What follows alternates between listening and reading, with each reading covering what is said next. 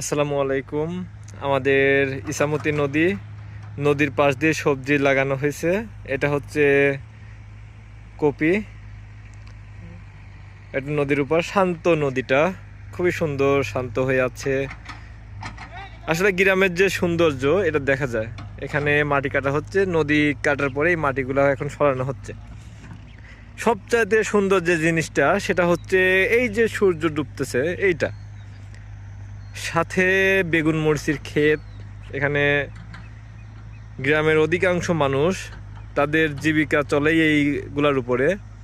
এখানে একই সাথে বাগুন, মরিচ এবং হলুদের চাষ হয়ে থাকে। এখানে অল্প একটু পেঁয়াজ লাগানো আছে। পাশে ওই যে সুন্দর কুয়াশা, এটা সম্ভবত কুয়াশা না, হবে রান্না করা কোনো হয়তো বা ধোঁয়া হতে পারে। ওখানে বসে গল্প করছেন আমাদের ছোট ভাই হিসকিল খান। এটাই সুন্দর গ্রামের, আসলে এটাই সবচেয়ে বেশি সুন্দর লাগে, যে সুন্দর খোলামেলা একটা পরিবেশ থাকে, এগুলা দেখতে সুন্দর লাগে, একটা মনোমুগ্ধকর পরিবেশ যাহাকে বলা হয়। যাই হোক, আমার অনেক ভালো লাগছে, আজকের দিনটা খুবই ভালো লাগছে এমন একটা